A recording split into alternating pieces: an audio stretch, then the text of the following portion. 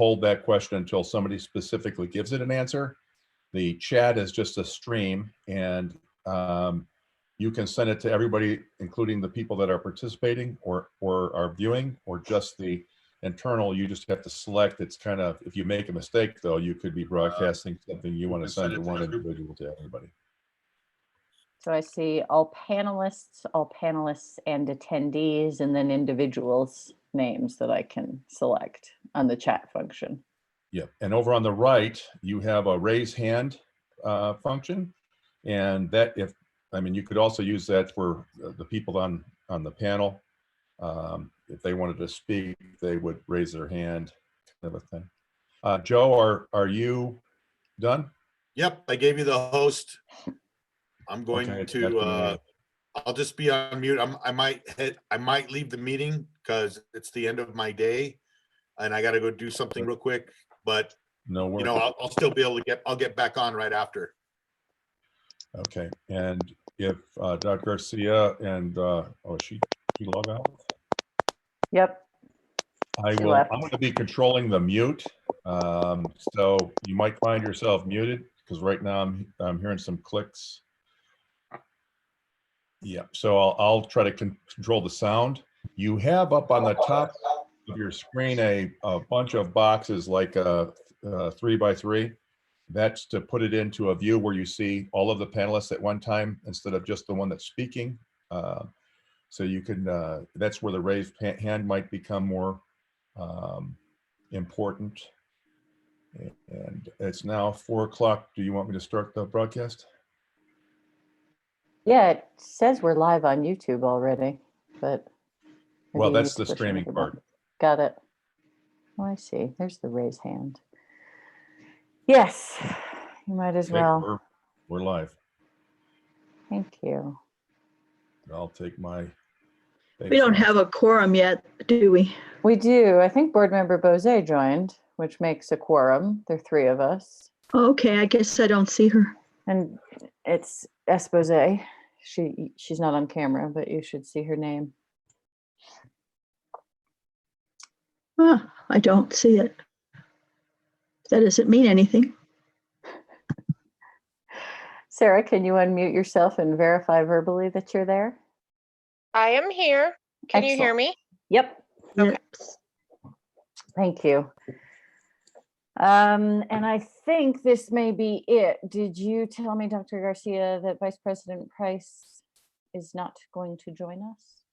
I didn't, but I was just speaking with Ms. Bahar, and she indicated that she may not be joining us today, depending on how she was feeling. Okay. Alma, it looks like you're there. Do you have any wisdom? I do. Hi, President Kate, Superintendent. Hi. Yes, Lorraine gave me a call, and she said she was probably not going to join, depending on how she felt. Okay, thank you. I'm just trying to find the agenda because I like to have it up as we go. And it sounds as if Rudy, maybe he texted he would be very late if joining at all.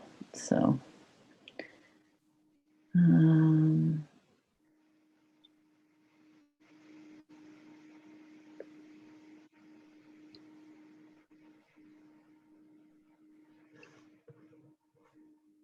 I'm having trouble finding the agenda for this meeting. Is it possible somebody could email it to me? Or do you want it just put up on the, yeah, I mean, I could email it to you. I just need to minimize this. Or Alma, can you do that? I got it. I think I found it. I think I found it in my personal, in my personal email. It's up on the screen. Great. Well, there it is. It's on the screen now. And so, Robert, are you the one that's doing this for us? Robert Martinez? Tom is. Oh, Tom Ryan is. Okay, I thought Robert was going to do that. So we can have the, so there's the agenda, but did you want one to see apart I from found going it. back? Thank you. I Oh, found it in my personal okay. email, so I've got it so I can, Okay, because I like perfect. to refer to it every so often. All right, shall we go ahead, and we do have 3 of us.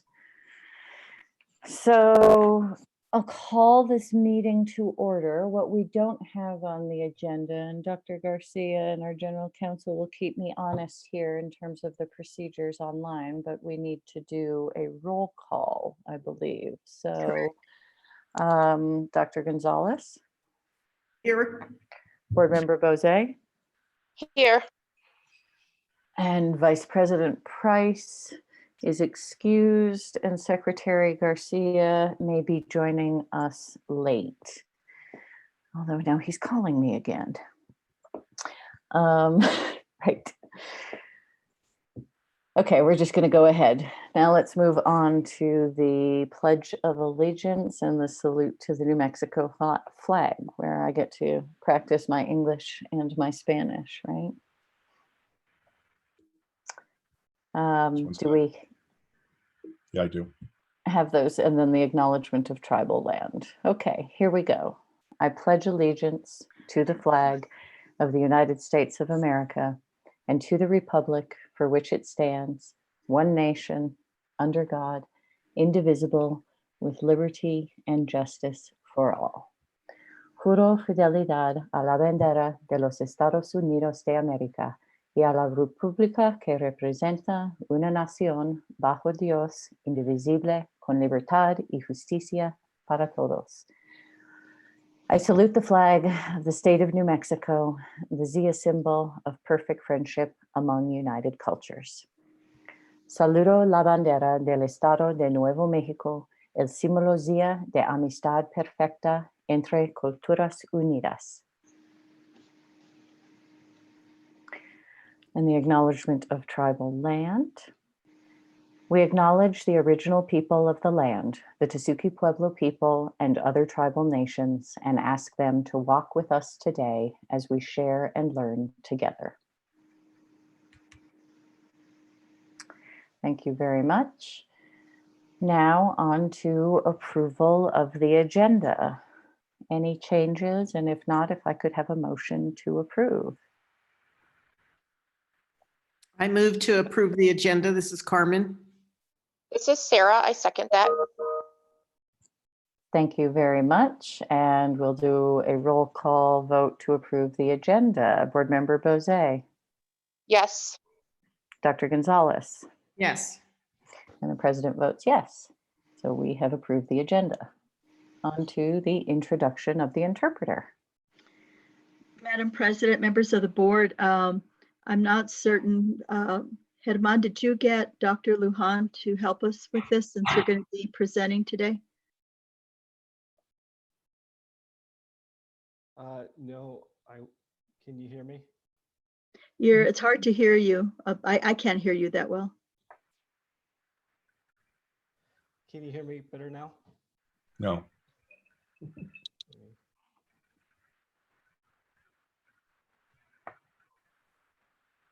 Did you maybe need to unplug the headphones?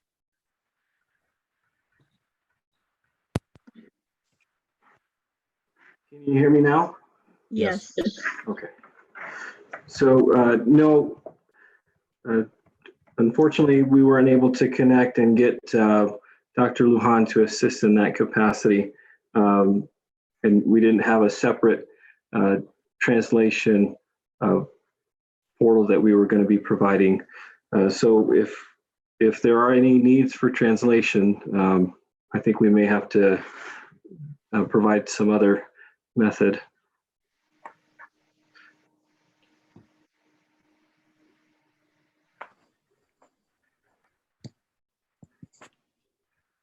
Okay.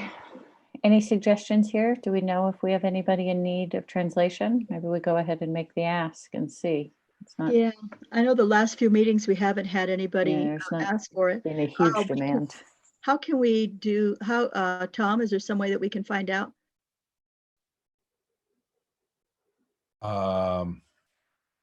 in this format, they could either, yes, they could submit in the chat or the question and answer, and that would provide us that information. So you want to So tell can- them that in Spanish? Yes, Madam President. Please. Sé que hay alguien que está cuidando este programa que necesita traducción. Por favor, ponga su respuesta en el modo de chat en este forma aquí.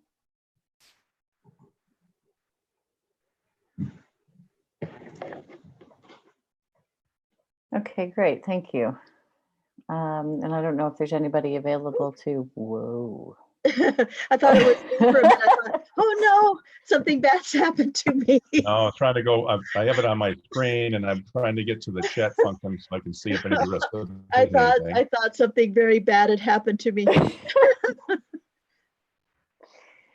That's Dr. Ryan's Sorry. mess with everybody's mind function. Okay, Secretary Garcia seems to be trying to get on, so let's see if he can join. Okay, we are on to public forum. Has anyone emailed any questions to public forum? David Carl.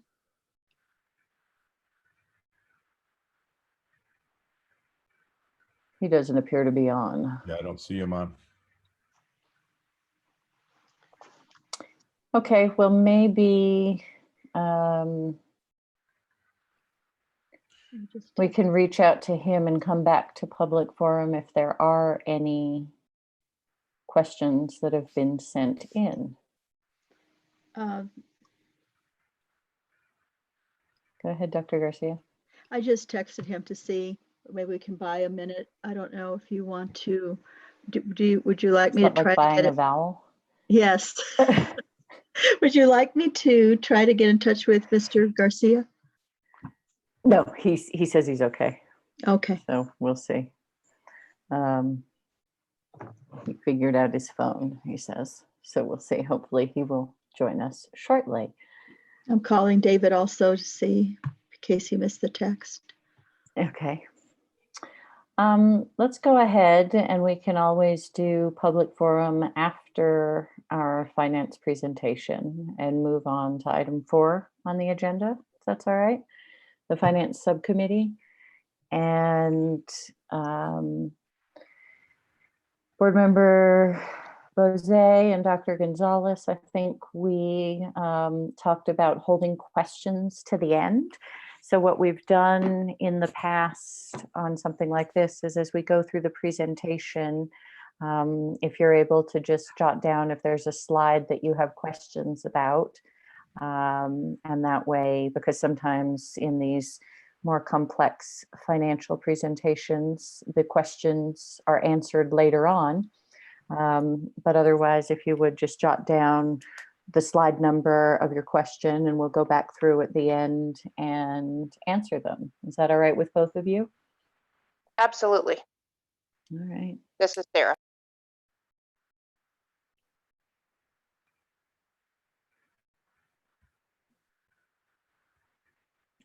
Dr. Gonzalez, I don't know if you heard that. I know it looked like you were getting a piece of paper, but. And paper. Okay, you good with holding questions to the end? I'm fine with that. Yes. All right, thank Oh, you. Madam President, I just heard back from Mr. David Carl. There were no public forum questions Okay, thank you very much. or Dr. Garcia. commentary, rather. All right, let's go on with item 4, the finance subcommittee meeting. Dr. Garcia. Thank you, Madam President, members of the board. Tonight, we will be going over just an overview of what we know thus far in terms of funding, what we've heard from the New Mexico Association of School Business Officials, along with the PED. There were several webinars that we attended, and so we're going to present that to you, and we're going to talk a little bit about the impacts that we know to the district as of today. We are still lacking information to have a clear picture of where we are for sure. And then we're going to go over a section where we would talk to you. We'd like to talk to you about what the priorities that were funded last year and are currently in our base budget, and then get your input on priorities. And then at the very end, any other questions and commentary. So if it's the pleasure of the board, we'll go ahead and begin. And I will be just chiming in. Herman Martinez, our Chief Financial Officer, will be doing most of the presenting. So go ahead, Mr. Martinez. Good afternoon, Board President Noble, board members, Superintendent Dr. Garcia. So some of the information that we've received so far as the budget is concerned, most of that was as a result of the conference. If we can go to the next slide. The conference itself was intended to be provided in person. It did have a virtual meeting instead on the 9th and the 10th of April. Typically, there are about 20 sessions or more that are provided as far as guidelines, information, update to the programs, update in terms of the legislative requirements. And so it was definitely a consolidated conference this year. We appreciated that the Public Education Department was able to work through the New Mexico Association of School Business Officials to provide really just kind of the bare minimum in terms of the updates for the budget. So we are still receiving some webinars and still receiving some training from the Public Education Department. And there's still some more information that we'll be receiving in the upcoming weeks. And so some of this that we have received thus far, I think, are some of the critical pieces. There is a new unit value that was presented. And typically, there is an initial unit value. They had indicated this would be potentially a preliminary unit value, but it nonetheless is initial, and an increase to the prior year or the end of this current year's funding of about 3.39%. The total in the unit value itself being $4,758.10. The other big impact to that is that legislatively, they are continuing with the guidance that the 4% average salary increase be provided to all instructional and non-instructional personnel. And so with that, they did provide some caveats that the districts should at least plan for some potential adjustments in the near future. There was also, as far as the minimum teacher requirements, to remain the same at 41,000, 50,000, 60,000, but the average increase would potentially be the impact to the budget itself.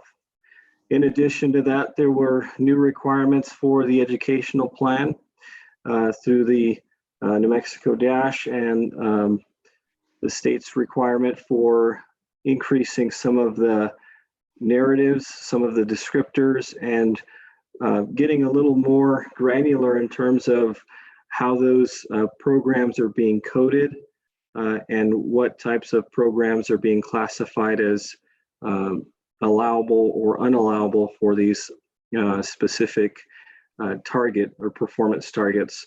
And so there's still some guidance that we're waiting on as far as how those narratives and those descriptors will be more defined, but essentially there will be more requirement to code them down to the site level, if you will.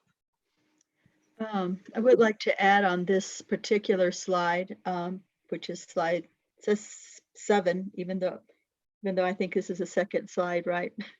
but we the unit value increase, this is for building the budget for next year.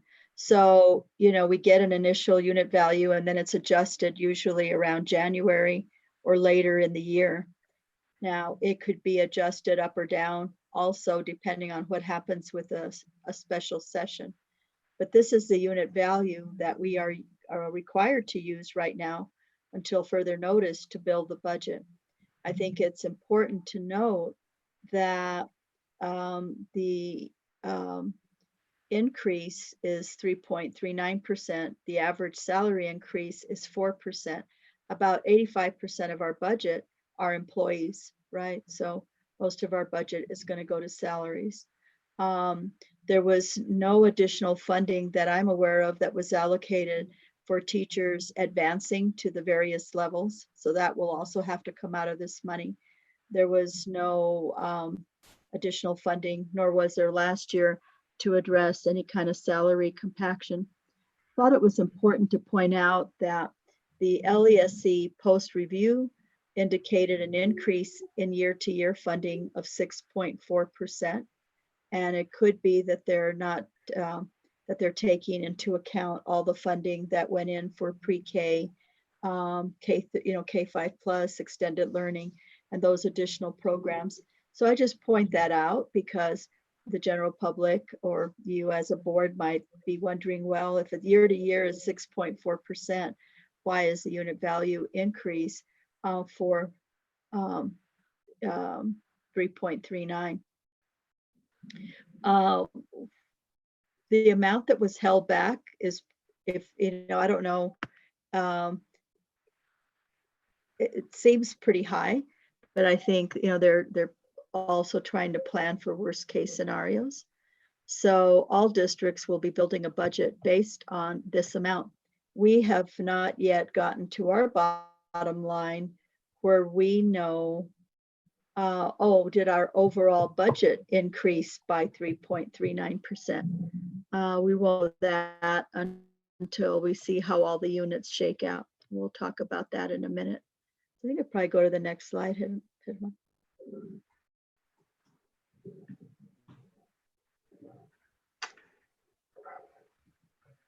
Thank you. So some of the items that were included in terms of the allocation or intended to be included in terms of the allocation through the state equalization guarantee were instructional materials, which in the last legislative session, there was the intent to have the instructional materials flow through the state equalization guarantee, which would provide some additional flexibility for purchasing instructional materials.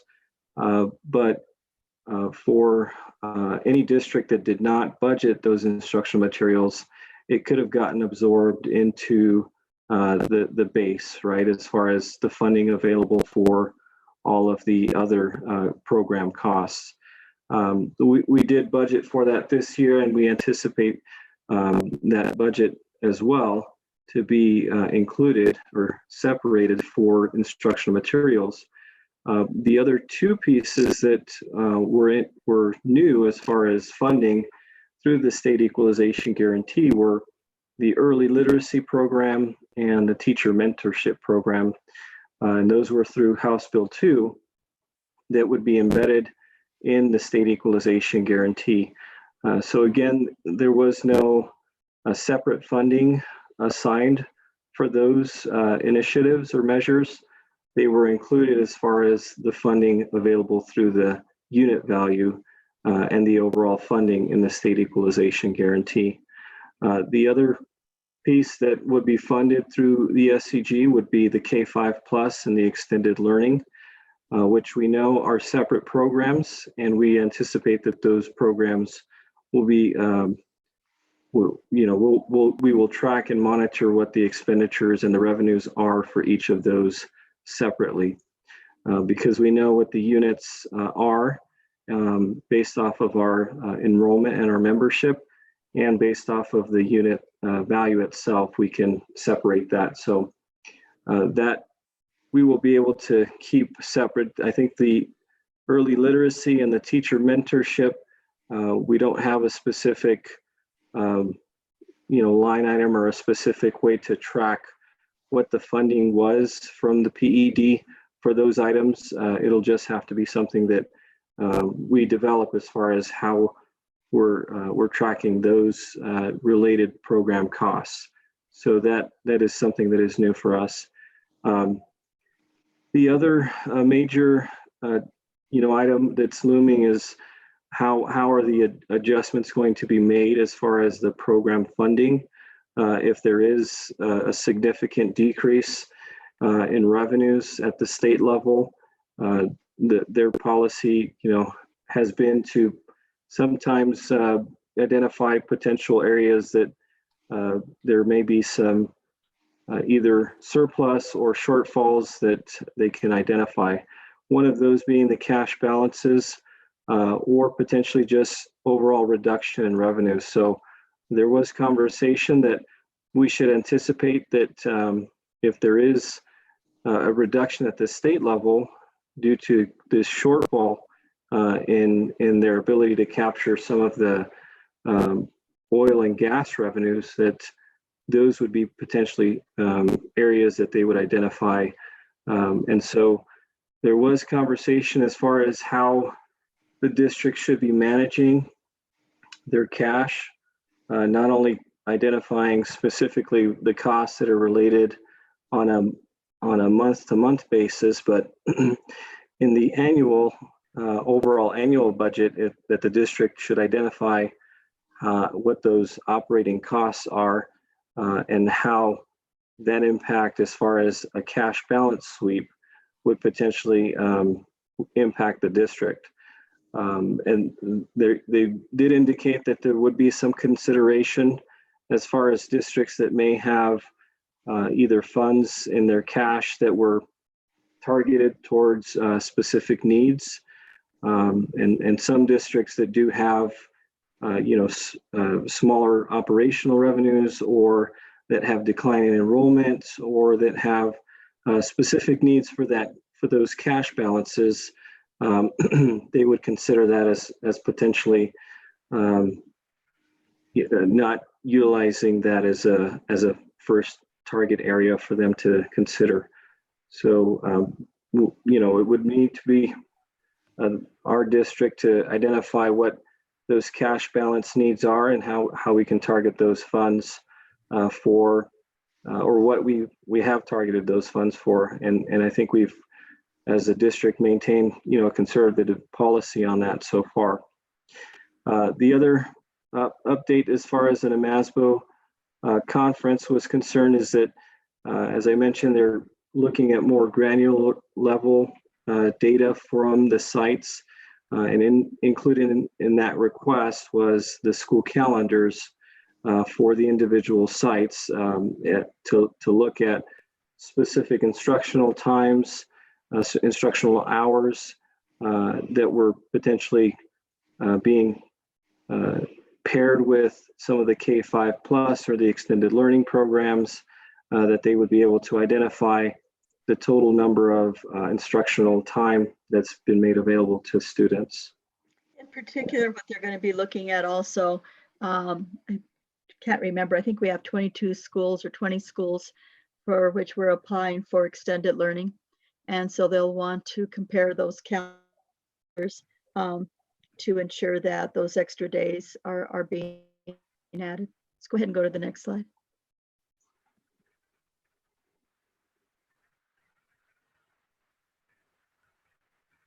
Could go to the next slide, Tom.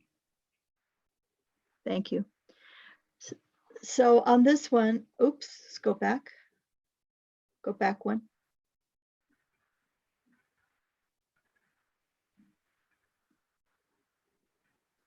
I've got to change my screen here because part of my presentation is being cut off. I can't see. The final program funded increase, I want to explain something to the board members, especially the new ones. Now, what we were talking about a while ago was what are projected impacts for us as we build the 2021 budget. This is about our current budget, 1920. And if you recall, we have talked about the fact that there was a discrepancy on what we thought we were supposed to be getting and what was originally allocated. And over several months of discussion with the PED and then the closures, I think this probably got put on the back burner, but we did receive the allocation of $660,000. What I do want to mention is that we generated about 4.1 million last year for at-risk, but the actual net, because the money went to salaries, right? We did not have the way our units fell out because of declining enrollment and small size adjustment and so on. What we were able to put into at-risk was not comparable to what we had received. A lot of what we put in at risk is what the district has done on their own in prior years.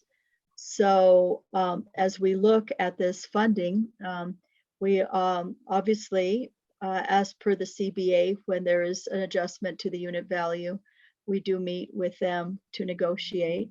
And so we'll be doing that soon.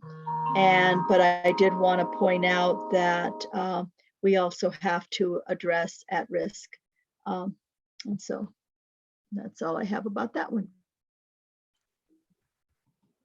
Go to the next slide.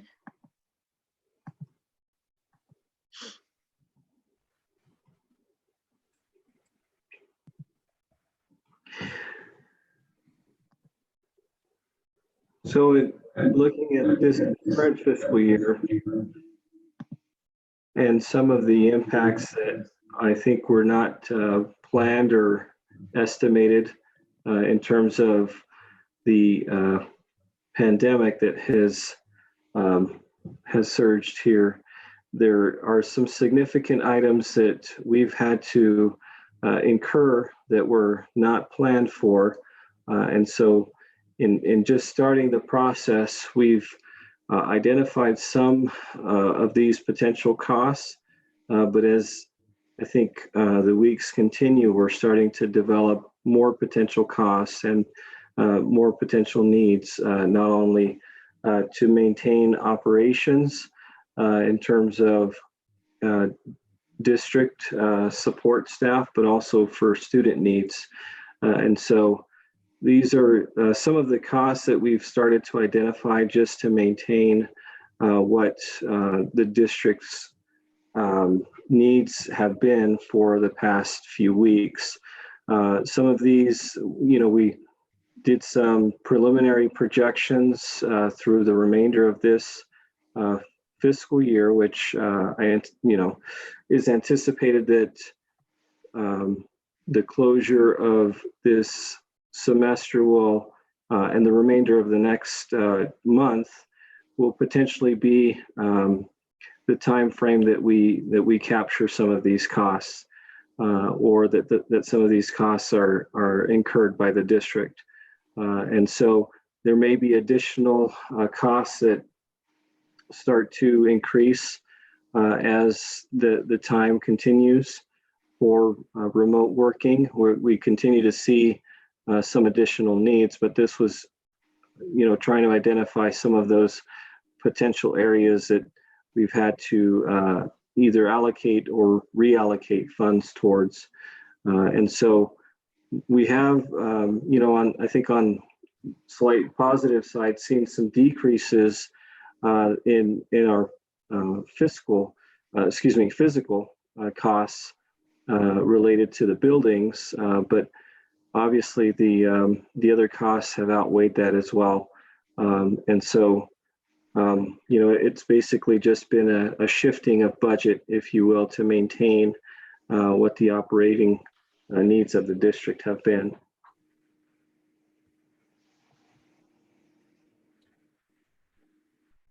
Next slide, Tom.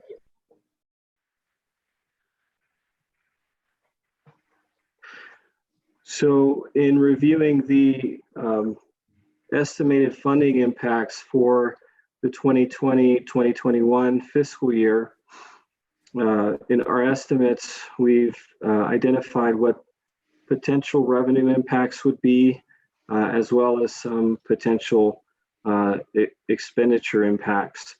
And so in the revenue impacts, we did anticipate that we would see an increase in the funding to the district, with the potential decreases that we had already anticipated due to either a decline in membership or a decline in what was previously allowed in the small school size adjustment. So we anticipated a 4.2 or are anticipating a 4.2 million impact as an increase, but there is a decline in membership of 2.1 million, and we will continue to see over the next 4 years decrease in the small school size adjustment, which would be at approximately 440,000. In addition, in the next fiscal year, there is a phase out of the E-rate reimbursable allowable items, and so we anticipate that there will be an additional $1 million decrease in available revenues. There was anticipated that through the funding that there would be an increase in the at-risk. So there was an increase in the unit factor itself, which would potentially generate some new at-risk funds, but that we haven't determined as far as what that amount would be. So if you look at that total estimated revenue impact of to be determined, we still haven't plugged it all into the, is it the 910B? That it's a form that we have to fill out that helps us look at how the units shake out. And that's what's so complex about how we're funded. And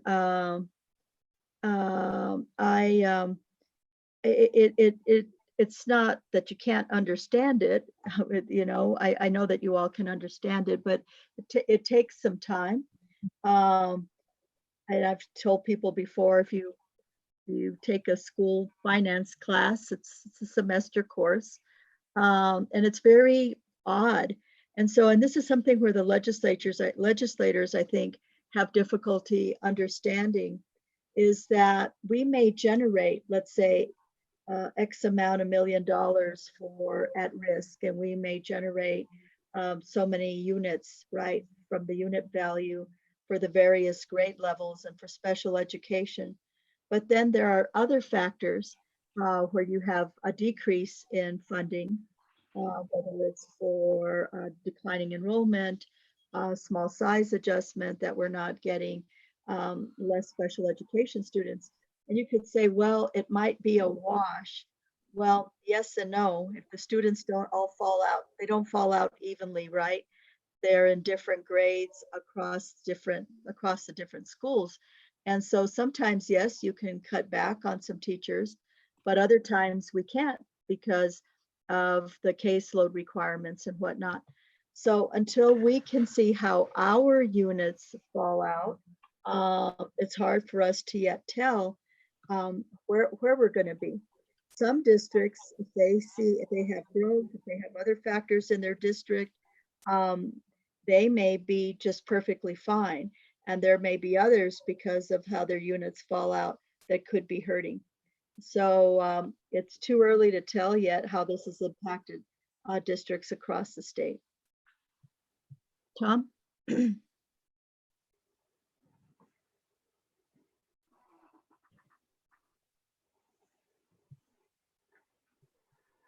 So some of the ones in terms of the expenditures that we've identified, if we can go to the previous slide, the salary increases, sorry, if we can go back, there we go. So the salary increases that we had anticipated, if we were, this was just using a blanket approach as far as doing a 4% across the board and not taking into effect any of the potential salary schedule compactions. And so if we were to do or the levels, or moving people up levels. Yeah, and or any of the other potential changes in terms of salary classifications. So the 3.9 million that is estimated is just using just an overall average based off of the current year's salaries. And in addition to that, there would be 350,000 that would be needed for the benefits increase. There is an increase to that is on both the district and the employees side in terms of the benefits. The 350,000 is strictly looking at the district's portion as far as those benefit increases. The other item that is currently not determined or potentially other items are some of those program requirements as were mentioned earlier. So any of those early literacy or teacher mentorship or other requirements through at-risk or other PED requirements that we may need to allocate funds towards. So these are just some preliminary items that we've identified in terms of needing to allocate funds or potentially allocate funds towards.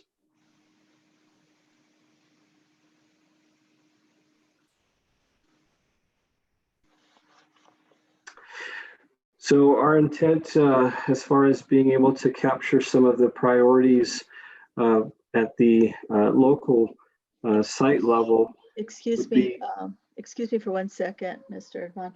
I think we had spelled that out before. The SACs are the school advisory councils that every school is required to have. Okay, go ahead. And so in capturing some of that information and providing some support to the sites, we typically do have those budget workshop sessions, which we had anticipated that after we received the funding formula from the Public Education Department, we could compile those budget templates for each of the sites. And so we've still been waiting for that. And what we've planned for is to have those budget site meetings with the anticipation that we will receive the funding formula itself within the next couple of days, and hopefully provide the sites with their site-based budget funding formula, if you will. The overall requirements now for the districts is to include some of these descriptors at the site level as well.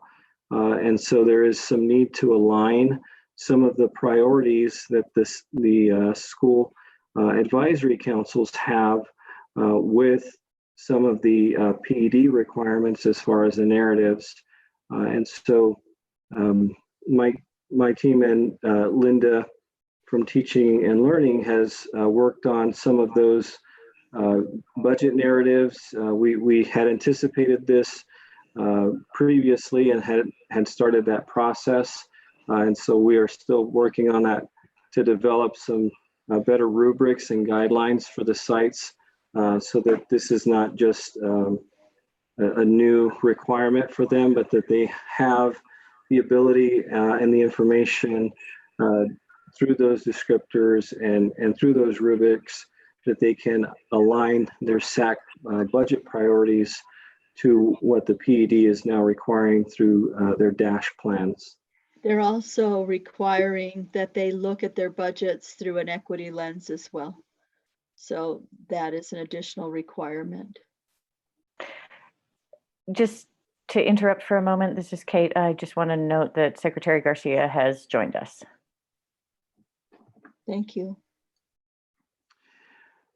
So in planning with these sites, we also want to make sure that what budgets are being provided to them also are prioritized based off of their core programs and their core needs. And so knowing that there may be some contingency in terms of how the funding is made available to the sites, this intent is to have some of the sites or some information provided to the sites as far as how that funding may potentially change once we know how that is going to impact the district. Madam President, if I may, one directive that I have not had time to give them yet is that we probably will be looking at their base budget. Now, if they have additional requests, this would go on a, wish list, or this is what we would really like to do if we had additional funding. Because I am concerned also that we may see another cut. Maybe we won't. I am also concerned because I haven't seen our bottom line yet. And so we will be building contingencies based on the amount of funding that we have.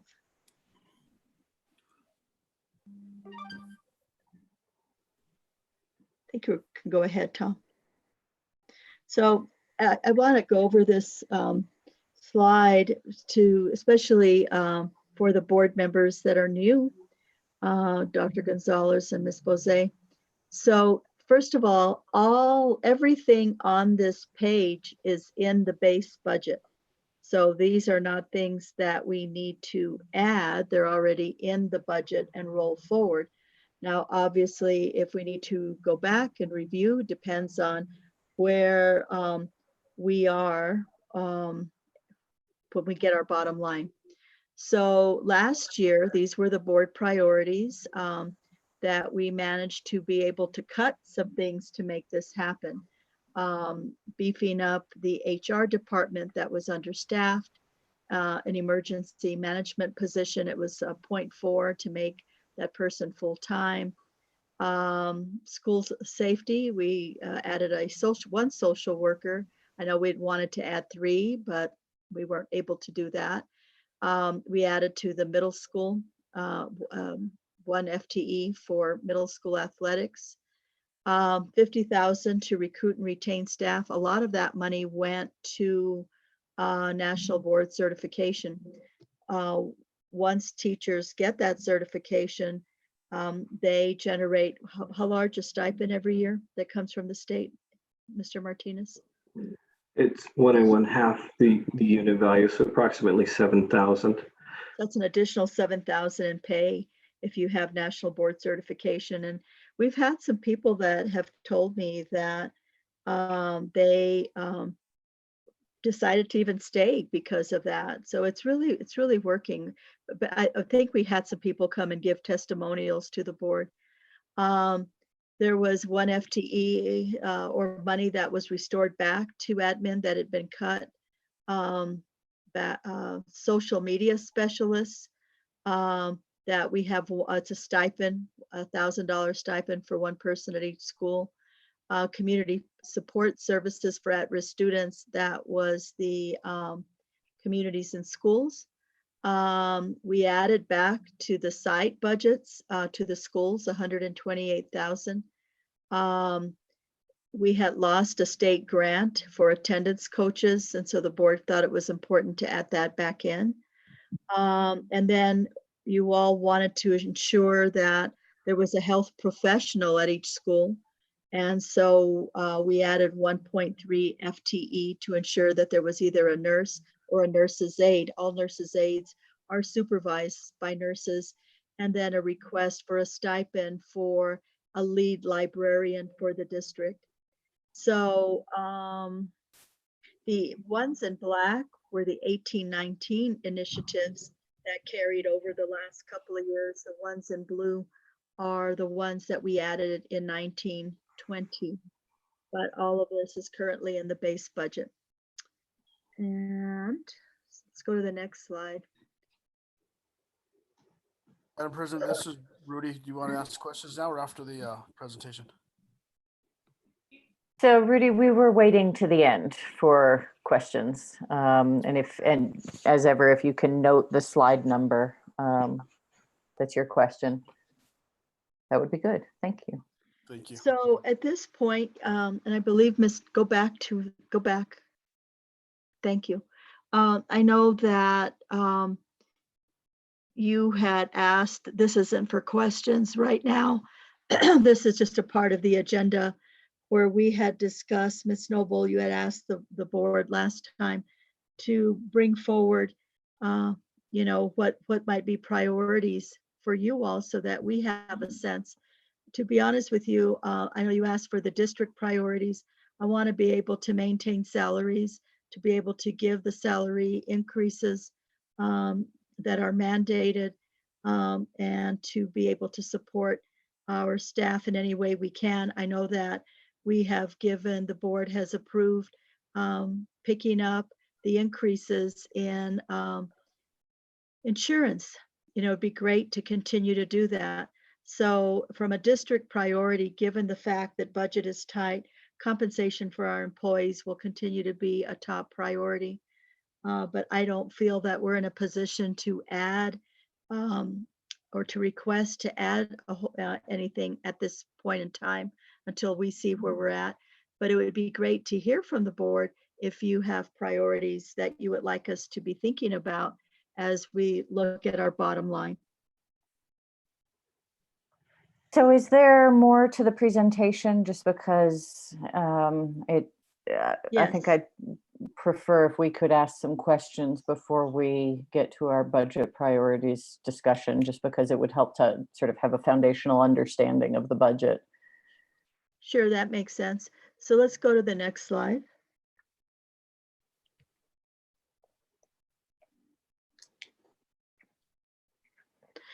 So, our intent is to maintain solvency, obviously, and to look at sustainability, right? Program cost efficiency, taking into consideration the uncertainty in state funding. Also meeting state requirements for solvency, statutory requirements, board priorities. Cuts and additions must be viewed also with the long-term impact to the budget. And the other thought that has been really very much, I think, in all of our minds is that we've learned so much from leveraging technology, that how can we leverage what we've learned and using technology to leverage services and better address equity in a cost-efficient way. And so, as we look at program costs, for example, for professional development, and what we pay for subs now, there is some definite benefit of having face-to-face meetings, but in austere times, we may be able to leverage many of the skills that we are acquiring to be able to save money as we move forward, to be able to meet the goals that we have. Is there another slide after that one, Herman? Yeah. Go ahead, and you want to go ahead and go over this?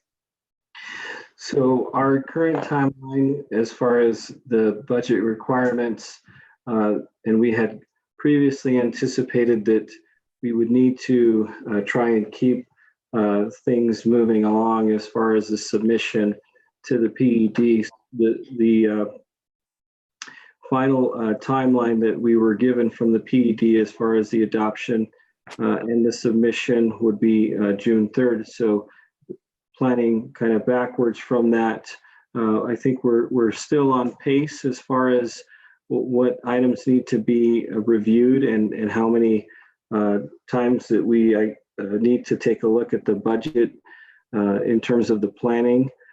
So we do anticipate that we will have all of those site-based budget reviews early next week, and be able to compile all of their priorities, as well as all of the board and the department and cabinet priorities, and be able to provide a comprehensive initial budget to the board on May 13th.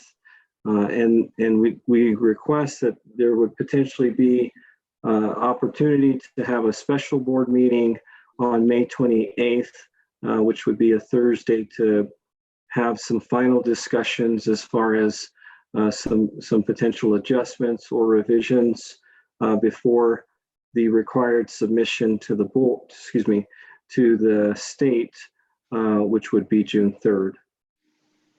But if we can get it completed, then we would not need a special board meeting, which would be great. So it just depends truly on a whole lot of factors, right? But our aspirational goal, is there a board meeting? We could possibly also do a study session in between and not have to wait until the 28th. So we'll just have to, right? Mr. Right, Martinez? right.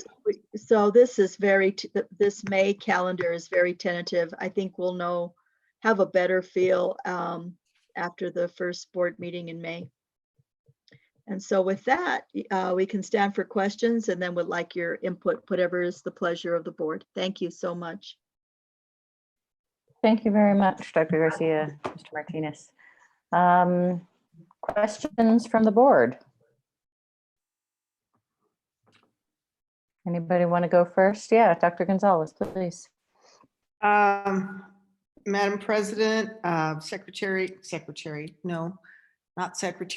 Garcia, Superintendent.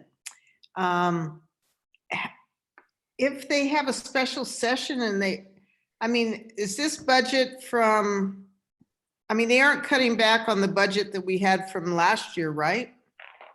That is correct. So remember when that one slide where we talked about the unit value for this year? That's this year's budget. So no, this budget through June 30th will not be cut. Okay. And so what we're talking about now is building budget for 2021. Right. And we don't know yet really what's going to happen with that, correct? That is correct. But we've been given directive to build a budget based on the initial unit value. Now, typically, the unit value goes up by a smidgen, but there's a good chance that it could go down, in which case we would find ourselves having to cut back. And in austere times, we've seen where they've done a cash balance sweep or make an adjustment to the SEG, which gives us, a cut, right? So a lot of unanswered questions. My understanding is that there's also money for education in the CARES Act, and we'll have to see how much is allocated to the schools based on that. Okay, that's it. Thank you.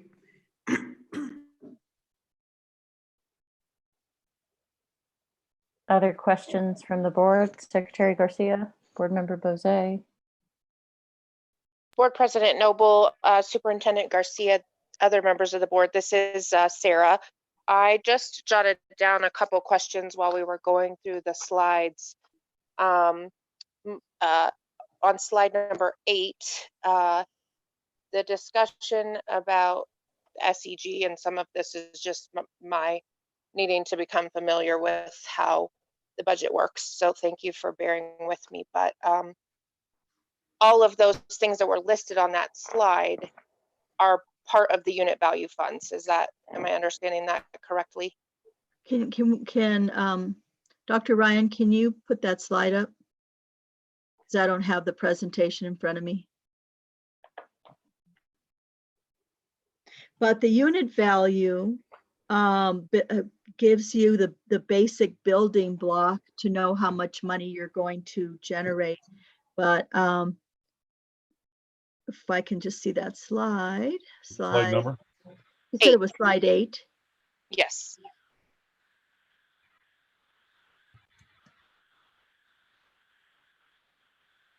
Is that 8? Okay, here we go. So it says selected funding. It should say select funding. There are other things that are funded in the state equalization guarantee. I think the reason that these were highlighted, Board Member Bose, is because they typically are not in, they used to be separate. Okay. They were funded, some below the line and what they call midline. And now they're embedded in the state equalization guarantee. And so in some ways, it can be deceiving what the increases are. When we talked about that earlier, for example, K5 plus and extended learning, we might generate, X amount of money, but that doesn't mean that we can budget that money, even though it's in the state equalization guarantee now, because it is basically categorical funding. And Right. in olden times, it used to be apart as a separate program. Okay. So I Um, had a question on this slide as well. This is Kate. Can you just explain more about how that's going to work with K5 and extended learning? Does this get to the site budgets and the schedules they're asking for? It will be the money will be categorical, and it comes to none of the money all the money comes to the LEA, our district, right? But when we submit our reports, what we said we were going to do at each individual school, that's how we're funded. And so we'll get the funding up front, and then let's say we don't make our program, then we get dinged and you'll see less money later. And for example, we have to have for K5 plus, there are 5 or 6 grades depending on the school. We have to have all but one, otherwise you will not get funded for that additional teacher. We can't afford to do that, right? We would take a hit. So we were very conservative in working with our schools for those programs. But yes, you're absolutely right. It's categorical, it's discrete for those programs, and we cannot have that for budgeting purposes to allocate to salaries or other programs, even though it's in our bottom line eventually. It's kind of a way of funding it, to be real honest with you. Yeah, and you just hinted at my other question, which is what flexibility is there around that now? So with K5 plus, you have to do 4 of 5 grades. Do they have to be with the, okay, and they have to be with the receiving teacher? Is there, has all of that been detailed? Yes, all of that's been detailed, and we've already submitted those grants. We did not apply for any of the pilot money that allows for more flexibility, but you had to have, but then it didn't. For example, the K-12 plus pilot, while it gave you a little more flexibility, you had to have programming in every grade, which we didn't think we could do at the high school. You had to do it kinder through 12. That gets really complicated, particularly having, the receiving teacher for middle and high school. So we decided that we couldn't take the gamble of losing money for programming. And so we went a more conservative route. Now, we really expanded our participation in extended learning, and the creativity of what is being offered kindergarten through high school is pretty exciting. So what we didn't apply for in the pilot for K5, I feel like we balanced that out by tremendous participation for the extended learning program. Okay, thank you. And I'll comment more about that next week when I give you an update on the schools in my announcements, President Noble. Okay, thank you very much. Board Member Bose, did you want to continue with questions? Yeah, thank you. Also on that slide, I was just curious if the term cash sweep is what it sounds like. Can anybody give me a confirmation of that? That is correct. It could be a sweep, it could be a vacuum, it could be a Okay, so wipe it off the counter, basically, however you want to put it.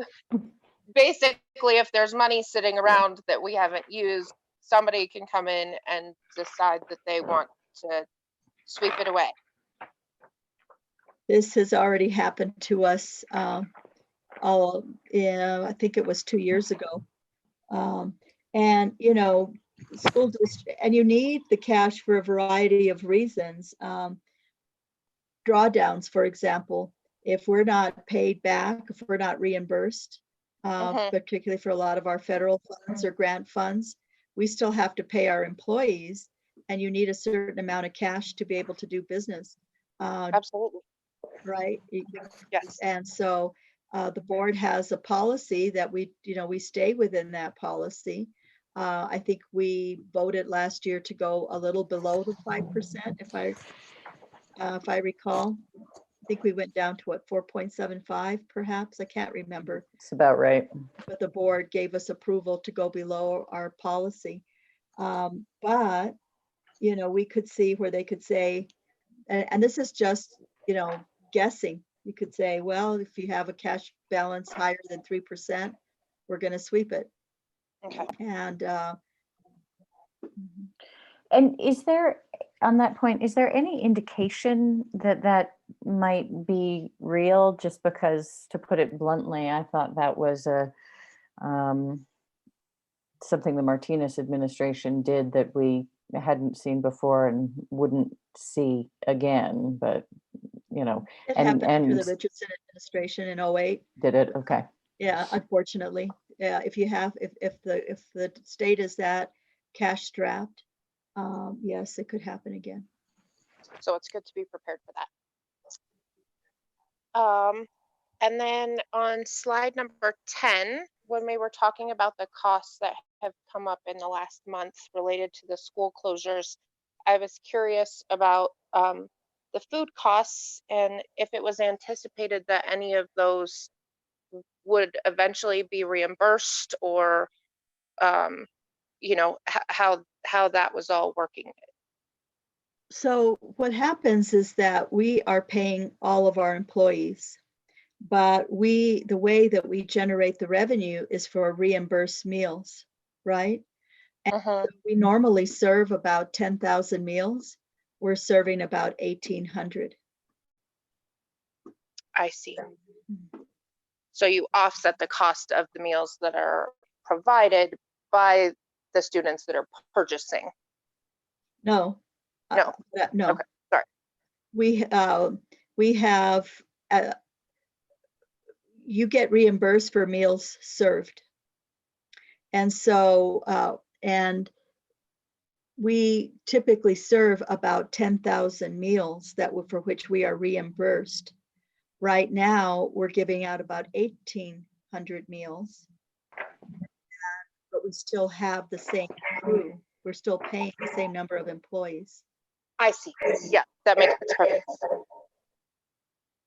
I think those were all of my questions. The only other thing that I noted on that last slide, where I think it mentioned a meeting on May 13th, but that was a Wednesday. That's a Wednesday, I think. So I wasn't sure if that was our regular school board meeting or if that date was meant to be. Was that a mistake, Mr. Martinez? Or if there was something special and we were doing the meeting on Wednesday that week. No, I just want to see why we would have had it then. I think it should say the 14th. That was a mistake. Good catch. Yeah, I think the 12th would be our regular Tuesday meeting. Right, but there's a study, a finance study session scheduled for Thursday, May 14th. Okay, got it.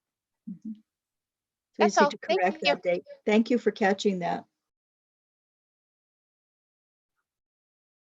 And on the subject of that $1 million of meal shortage, is there any suggestion that will be made whole around that in any fashion? Madam President, members of the board, I've asked about that. And I don't know if we've received any clarification. Ms. Wagner, are you on, or Mr. Romero or Ms. Cole? Doesn't look that way. I note that question, Madam President, or do you know Mr. Martinez? So part of that question, I think what we have received as far as the notification that we will be reimbursed for is anything that was incurred during the spring break. But outside of that, we haven't been told that we will be. There was a request to the USDA, which provides the funding for it, but the state, I think, is still waiting. Because obviously that's a big hole. It is, and that will eat up more. It's been amazing that the Food Services Department has been able to stay in the black because they maintain a cash balance. And that wipes it out and then leaves us with a $400,000 deficit if we're not funded for that. And so, you know, all of these factors have to be taken into consideration as we're building, you know, the budget for next year. My goal is to be able to be as creative as we can in trying to minimize impact to the classroom. Yeah. Well, and that's when it's clear we have to do it. It's the right thing to do, but I would hope that we can push on that conversation, because $1 million deficit around food, it's not right. Doesn't make sense, right? Yeah. And there's a lot of reasons that families don't come, right? To pick up Yes. food. Secretary Garcia, did you have questions?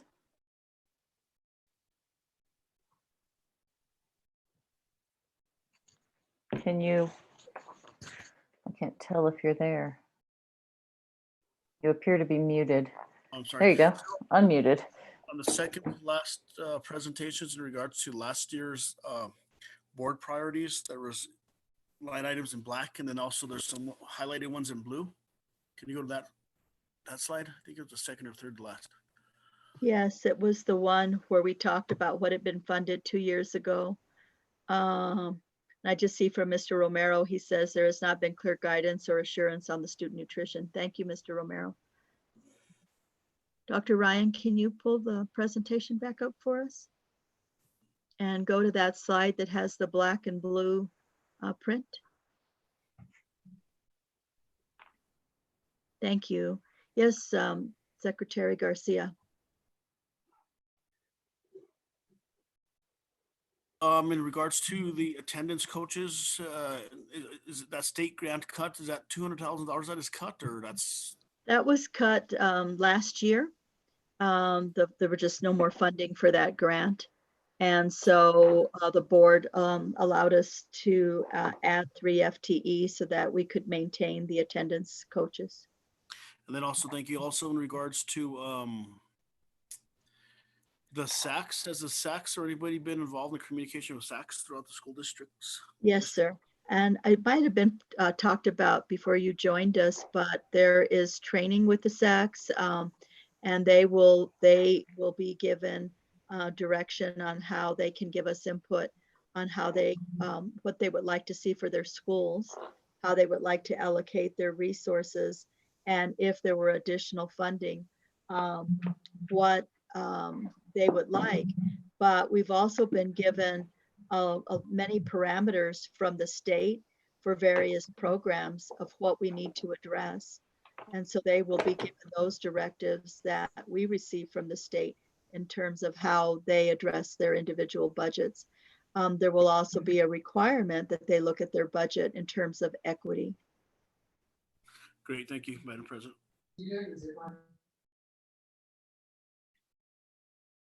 Okay, any other questions from the board on this presentation? Should we talk about board priorities for a moment? Maybe we could bring that slide back up that has been the most recent list of board priorities. And I believe, Dr. Garcia, you said the majority of it, or as I interpreted what you said, is in the base budget. Is that All of it, correct? all of it's in All the of it. base budget. And so, and typically we don't go back several years, but we, what's in the black was done in 1819. Those were board initiatives and priorities. And then last year, there wasn't a whole lot of wiggle room, but it was what's in the blue was what you added last year in 1920. Although I thought, Mr. Martinez, that wasn't the grant for communities and schools last year? So as a point of clarification, the community schools grant, we did allocate some funds in the 2018-19 school year. However, we didn't have anything in place as far as an actual contract until the current 2019-2020 school year, which was, so we did have the communities in schools grants or the funding made available in the current fiscal year. Right, but there actually, I think that there was an addition. That's how it came up to 400,000. So we'll need to take a look at that, because I know that there was money allocated in the prior year, and then it carried over to, so what was put in the base of 400,000, while they got that amount, there was a chunk of this that was in the prior fiscal year. But these are the priorities over the last 2 years from the board. And they are in the base. And they're in the base, which means, to be clear, we don't need to think about $32,000 for 1.3 FTE of nurses aides as a priority, because we'll see that in the base budget. Correct. Okay. As well as the lead librarian. Correct. Now, everything, as we start looking at balancing the budget like we did the year before, remember to allow for these increases, and actually the increases we did the prior year, we had to make some cuts, right, to be able to address the board priorities and still balance the budget. Yeah. Okay. Board members, anybody want to weigh in on priorities? Dr. Garcia had said that, you know, as far as staff priorities, district priorities, it's doing the mandated raises, not cutting the salaries. Remind me of the other things you said, Dr. Well, Garcia. we just want to keep cuts away from the classroom as much as Yep. possible, and do the best that we can, you know, in terms of employee compensation. I know that we have, the board has had a priority of paying the increases in insurance, those sorts of things. So, you know, those will continue to be staff priorities. I don't feel like we're in a position to add anything. And you know, I don't know yet what we might have to cut or not until we really see how the units shake out. I think we'll have a better feel for this the next time we come back to the budget. But I would like to be able to start bringing back scenarios to you. And so it would be good to hear your priorities if you have them. I mean, I recognize that everyone is realistic and knows that we really aren't going to be adding a whole lot. Any board members want to weigh in? I can see Dr. Gonzalez. Hey, go ahead, Dr. Gonzalez. Madam President, Dr. Garcia, I really feel that we need to continue to support community schools and counselors or social workers in the schools. And I don't think there's going to be much of an increase this year, because they didn't really increase much in the legislature. Sorry, my dog. Does he have a cold? She's brand new to us. She's a senior dog. And we figured out she barks when she wants to go outside, which is very nice, that my husband will take her out right now. But other, I can't imagine what we can plan without really knowing what we're gonna get. So I just feel like, community schools, supporting at-risk students is really important. Madam President, Superintendent Garcia, members of the board, this is Sarah Bose. I just want to say that I agree with Dr. Gonzalez as far as community school efforts continuing to move forward. In healthcare, a lot we have navigators, and it sounds like there's that opportunity those positions exist in community schools, and I think that that's really important to support kids, in every aspect.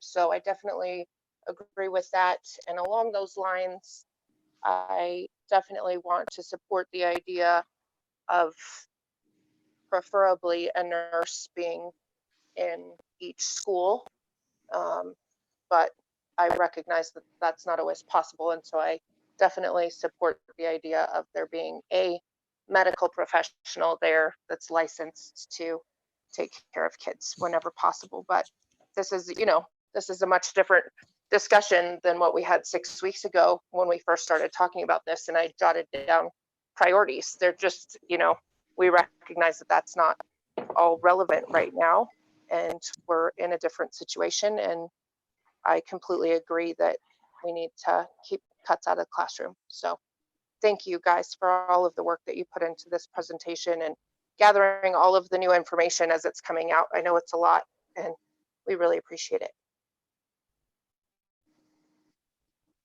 Secretary Garcia, do you want to weigh in? No, I'd just like to thank you, Madam President. I'd just like to weigh in on, I totally agree with what Dr. Gonzalez said, as well as Bose. I think communities and schools is actually very important. But for now, I think I can move forward with those priorities. Thank you. Okay, and I would agree really with the list of priorities Dr. Garcia outlined. I think we've got to do right by our team, our staff, and try and keep the cuts away from the classroom. I think we do need to support at-risk students in community schools models. I have a little more apprehension about, money that if it can be raised in the private sector. And I think we need to ask our community to step up. But the thing that I sort of wanted to put forward is just board members. I have been looking for something that I read a little while ago, and I haven't found it. I hope to put my fingers on it, about how basically public schools hugely benefited from talent that went into teaching after the Great Depression. And my working theory is that we are experiencing potentially a similar economic moment, that we will see really an economic upheaval, and it can even potentially use the word depression, the likes of which none of us have seen in our lifetime.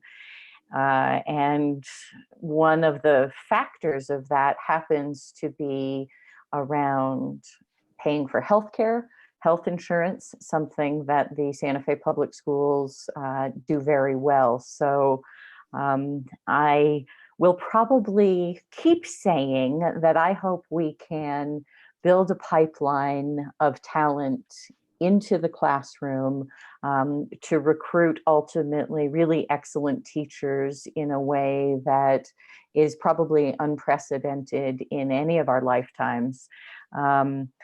I just see that in Santa Fe, we've already had massive, massive layoffs in the service and tourism sectors.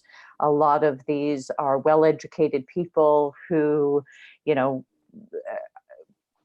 very well could be convinced that education and a steady job with, healthcare and decent retirement benefits will be something that, as they pick themselves up, that is a good way to go. So, I think it's in the base budget in terms of what we've done on HR. It's something that the board has prioritized in years past. And I really hope that we can continue to invest in HR, because I believe it's how things will improve in the long term, is really just making sure that we have a pipeline of good people. And if we need to get creative in order to have more EAs in the classroom to support teachers, as we build the skills of those EAs and the classroom experience, because I think we've all seen some of what has gone on, and Dr. Garcia has talked about classroom experience, classroom management. The skills that teachers need aren't necessarily a mastery of the academics, particularly for the elementary school grades, that sort of thing. I mean, they do need that, but there's a lot of social emotional stuff. And I hope that we can continue to lead. I think we all agree that the Santa Fe Public Schools has done just an extraordinary job for a lot of reasons. The biggest single reason is the team that we have, from district leadership through teachers to EAs and custodial staff, drivers, everybody. And anyway, my hope is that we can really lead and innovate in the thinking that builds a pipeline of talent, really into our district and into our classrooms. So that's mine. The other thing that I think we should be explicit about is the holding our staff harmless around the insurance increases. And I didn't hear anybody object to that. But I also want to be on the record as saying, I think we need to continue that reasonably longstanding policy of the board. Dr. Gonzalez. You're muted still, unfortunately. Can see you start talking. There you go. That darn thing. Madam President, Dr. Garcia, members of the board, I was thinking that one thing, I know that we got funding for teacher mentoring, but that is one way to really to help me retain teachers. We haven't really been able to fund that very well in most school districts, and I imagine that's going to be one of the things that'll be cut, but it is really important to mentor new teachers. And we have a lot of teachers that are alternative licensure teachers who really need the mentoring. So that's it. Thank you. Madam President, on that point, Yes, Dr. Garcia. Rich was talking about teachers needing mentoring, and I think it's a great time for people who are thinking of what they want to do with the rest of their life and meaning, in your life. And I think all of us that have been in education for so long are in it because it's legacy work. It's probably one of the most profound things you can do is to be an educator. In my opinion, you're building doctors, lawyers, nurses, every profession gets their start in a public school, and it transforms lives. But please make sure that if you're listening to us and you're thinking about going into education, you got to like kids. Yes. That's just got to be fundamental. If you don't genuinely like children, there's other careers in education where you don't have to really engage with children too. There's a lot of great opportunities in the public schools in so many different fields, whether you're interested in finance or HR or technology, construction, food services, transportation. We kind of run a little city, really, when you run a public school. So there are a lot of opportunities for other people who might want to work in an educational institution. But please, please, please, you got to like kids. That's just fundamental.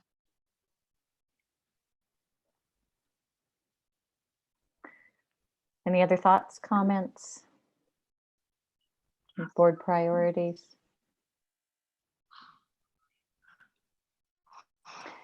Okay, thank you very much. That was an excellent presentation, lots in it. And we went through it in roughly record time, I'd say. So, Thank you for your input. This was helpful, and we will do our best to fill in the gaps to provide you a clear picture as we go through this process together. And I'd say to the new board members, once you go through it once, like next year, it'll be a little bit better, and every year you pick up a little bit more. But please don't hesitate to stop us or ask us. And in between time, we're available to work with you. If you have questions, be happy to clarify anything that we can to make it easier for you. Well, this pandemic has certainly a wrench in a lot of things. I think understanding all of this would have been certainly easier if we hadn't had this, but that's where we're at. So we'll move on. it's so I'm true. trying to think how we're going to. Go ahead, Dr. Go ahead. Garcia. No, I defer to you, Madam President. I was just going to say, in what is always a difficult and compressed timeline and process and moving targets now, for our new board members, it's kind of got taken to a whole new level of wild.